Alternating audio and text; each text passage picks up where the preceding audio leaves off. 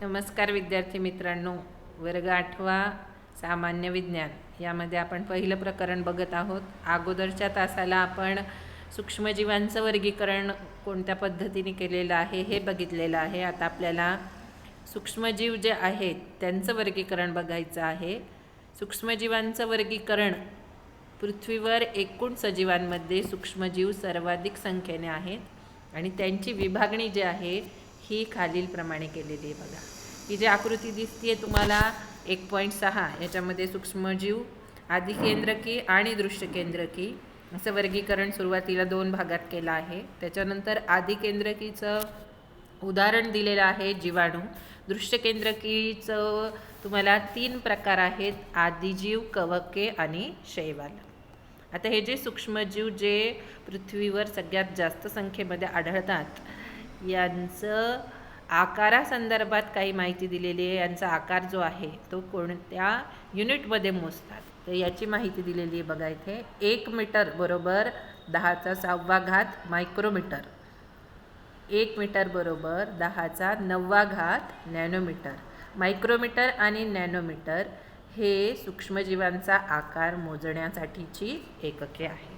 आता हे जे सूक्ष्मजीवांचं वर्गीकरण आहे याच्यात सगळ्यात पहिल्यांदी जो सूक्ष्मजीव आहे ज्याची आपल्याला माहिती बघायची आहे तो आहे जीवाणू. जीवाणूला इंग्रजीमध्ये बॅक्टेरिया असं म्हणतात. जीवाणूचा आकार जो आहे 1 मायक्रोमीटर ते 10 मायक्रोमीटर एवढा सूक्ष्म असतो. आता याची आपल्याला माहिती बघायची आहे. एकच पेशी जीवाणूंची असते आणि ती एकच पेशी स्वतंत्र सजीव म्हणून जगते. काही वेळा जे जीवाणू आहेत ते एकटे राहतात आणि काही वेळेला ते वसाहती करून म्हणजे कॉलनीच्या स्वरूपामध्ये राहतात. जीवाणू पेशी ही आदिकेंद्रकी असते.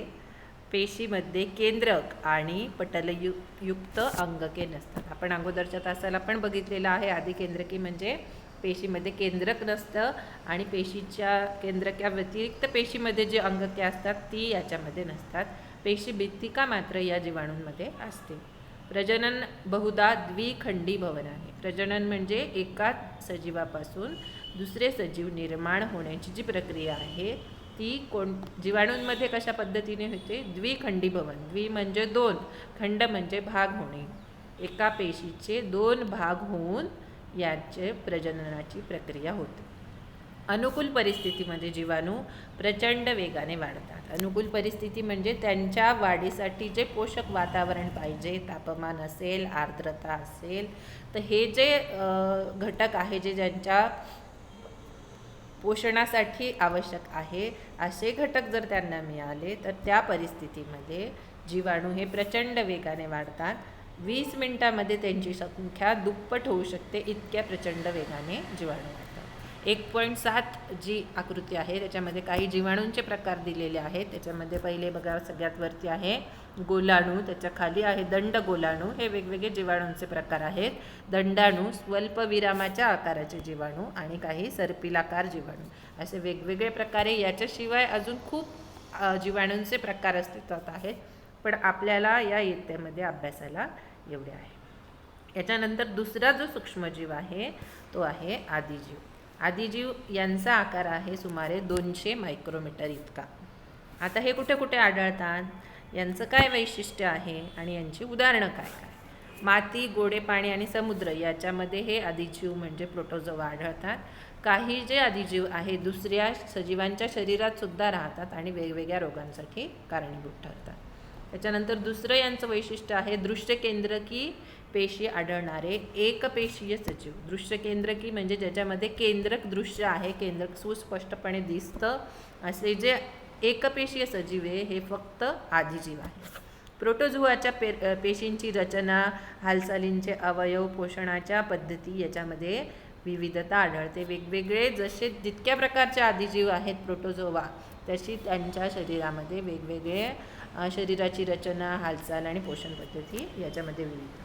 प्रजनन द्विखंडी भवन पद्धतीने होते. आताच आपण बघितलं की द्विखंड म्हणजे 2 खंड होणे. कोणाचे? सूक्ष्मजीवांच्या शरीराचे 2 भाग होणे. एक सजीव पूर्ण वाढ झाल्यानंतर त्याच्या शरीराचे 2 भाग होतात आणि मग प्रजनन. याच्यामधली काही आदिजीवांची उदाहरणं आहेत: अमिबा, पॅरामेशियम, हे दोन जे आहेत ते गढूळ पाण्यात आढळतात आणि स्वतंत्र जीवन जगतात. एंटामिबा हिस्टेलिका हा आमांश होण्यास कारणीभूत आहे आणि प्लॉझ्मोडियम वायवॉक्स हा मलेरिया किंवा हिवताप होण्यास कारणीभूत आहे. युग्लिना याच्यामधला जो आदिजीव आहे तो एकटा कसा आहे, स्वयंपोषी आहे, म्हणजे स्वतःच्या शरीराचं पोषण कसं करतो, स्वतःच करतो. तिसरा जो सूक्ष्मजीवांचा प्रकार आहे तो आहे कवक. कवक फंगाय यांचा आकार सुमारे 10 मायक्रोमीटर ते 100 मायक्रोमीटर इतका असतो. कुजणारे पदार्थ, वनस्पती आणि प्राण्यांची शरीरं, कार्बनी पदार्थ यांच्यामध्ये कवक आढळतो. दृश्यकेंद्रकी एकपेशीय सूक्ष्मजीव. दृश्यकेंद्रकी म्हणजे यांच्या शरीरातले जी पेशी आहे त्याच्यामध्ये केंद्रक दृश्य स्वरूपात दिसतं. कवकाच्या काही प्रजाती डोळ्यांनी दिसतात तर काही अतिशय सूक्ष्म असतात, त्या फक्त सूक्ष्मदर्शकाखाली बघू शकतो. मृतोपजीवी म्हणजे मृत शरीरावर आपली उपजीविका करणारे मृतोपजीवी असून कार्बनी पदार्थांपासून अन्नाचं शोषण करतात. चौथं वैशिष्ट्य आहे प्रजनन लैंगिक पद्धतीने आणि द्विखंड व मुकुलायन अशा अलैंगिक पद्धतीने, दोन्ही पद्धतीने यांचं प्रजननाची प्रक्रिया होते कवकांमध्ये. उदाहरणार्थ ईस्ट, आपण अगोदरच्या पण तासाला बघितलं जे बेकरीमध्ये वापरलं जातं ते ईस्ट, कॅन्डिडा, अळंबी म्हणजे मशरूमचे प्रकार, हे सगळे कवकांमध्ये येतात. चौथा सूक्ष्मजीवांचा जो प्रकार आहे तो आहे शैवाल. शैवाल जे आहे त्यांचा आकार सुमारे 10 मायक्रोमीटर ते 100 मायक्रोमीटर इतका असतो. हे पाण्यामध्ये आढळतात. दृश्यकेंद्रकी एकपेशीय स्वयंपोषी सजीव. दृश्यकेंद्रकी म्हणजे ज्यांच्यात केंद्रक सुस्पष्टपणे आहे, यांचं शरीर एकाच पेशीपासून बनलेलं आहे. स्वयंपोषी म्हणजे यांच्यात हरितद्रव्य आहे, त्याच्यामुळे ते स्वतःचं अन्न स्वतः तयार करतात. हरितलवकाच्या साह्याने प्रकाश संश्लेषण करतात. याची काही उदाहरणं जी आहेत ती क्लोरेल्ला आणि क्लॅमॅडोमोनस. शैवालांच्या थोड्या ज्या प्रजाती आहेत त्या एकपेशीय, तर काही शैवाल बहुपेशीय असून नुसत्या डोळ्यांनी सुद्धा आपल्याला दिसतात. नंतरचा सूक्ष्मजीवांचा जो प्रकार आहे तो आहे विषाणू. विषाणू म्हणजे व्हायरस. आपल्याला सगळ्यांनाच आता माहिती आहे की कोरोनाचा व्हायरस कसा महामारी आपल्या पूर्ण जगावर याचं संकट आहे. याच विषाणूंमध्ये कोरोना येतो आणि हे व्हायरस जे आहे यांचा आकार सुमारे 10 नॅनोमीटर ते 100 नॅनोमीटर इतका असतो. विषाणूंना सामान्यतः सजीव मानलं जात नाही किंवा ते सजीव आणि निर्जीवांच्या सीमारेषेत आहे असं म्हणतात. मात्र त्यांचा अभ्यास सूक्ष्मजीवशास्त्रामध्ये मायक्रोबायोलॉजी म्हणून केला जातो. आता यांची काही वैशिष्ट्ये आहे बघा. विषाणू हे अतिसूक्ष्म म्हणजे जीवाणूंपेक्षा 10 ते 100 पटीने लहान असतात आणि फक्त इलेक्ट्रॉन मायक्रोस्कोप खालीच दिसतात. बाकीचे जे सूक्ष्मजीव आहेत ते साध्या सूक्ष्मदर्शकाखाली आपल्याला दिसू शकतात, पण हे जे आहेत विषाणू यांचा आकार जीवाणूंपेक्षा लहान असल्यामुळे ते फक्त इलेक्ट्रॉन सूक्ष्मदर्शी खालीच दिसतात. इलेक्ट्रॉन सूक्ष्मदर्शीमध्ये जे भिंग वापरलेले ते असतात ते जास्त पॉवरफुल असतात आणि त्याच्यामुळे ते अतिसूक्ष्म वस्तूसुद्धा स्पष्टपणे दिसू शकतात. स्वतंत्र कणांच्या रूपात आढळतात. विषाणू म्हणजे DNA. DNAचं लॉंग फॉर्म काय आहे? डीऑक्सीरायबोन्यूक्लिक आम्ल. आणि RNAचं लॉंग फॉर्म आहे रायबोन्यूक्लिक आम्ल. यांच्यापासून बनलेला लांबलचक रेणू आणि त्याला असतं प्रथिनांचं आवरण. तुम्ही बातम्यांमध्ये बघत असाल, पेपरमध्ये बघत असाल, कोरोनाचा जो विषाणू आहे तो जो बनलेला आहे या रायबोन्यूक्लिक आम्लापासून बनलेला आहे आणि त्याच्या प्रथिनं जे आहेत त्याच्या भोवती काट्यासारखा जो भाग तो तर त्याची रचना जी आहे तो बदलत आहे.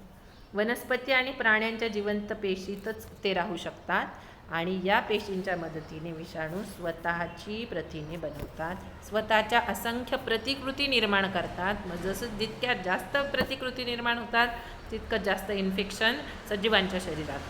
त्यानंतर यजमान पेशींना नष्ट करतात. म्हणजे यजमान पेशी म्हणजे ज्यांच्या शरीरात हे विषाणू वाढत आहेत त्यांच्या पेशींना नष्ट करतात, स्वतःची संख्या वाढवतात कैक पटीने आणि म्हणून इन्फेक्शनला सुरुवात होते.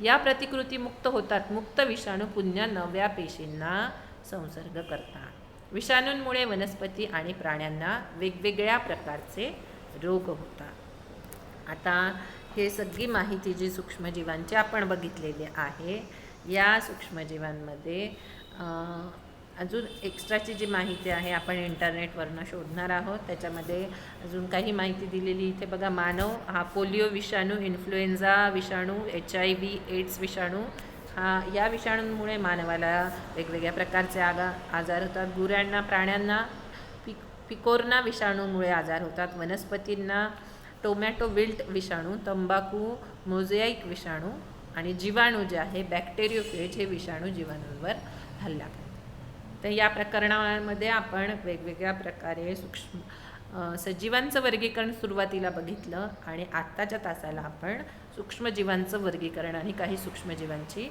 माहिती बघितलेली आहे. तर आपल्याला 1.7 आणि 1.8 मध्ये या ज्या आकृत्या दिलेल्या वेगवेगळ्या प्रकारच्या सूक्ष्मजीवांच्या त्यांच्या आकृत्या आपल्याला वर्गपाठाच्या वहीमध्ये काढायच्या आहे आणि स्वाध्याय वहीमध्ये सोडवून वह्या आपल्याला वह्यांचे जे अभ्यास केलेला आहे त्याचे फोटो आपल्याला ग्रुपवरती टाकायचे आहे.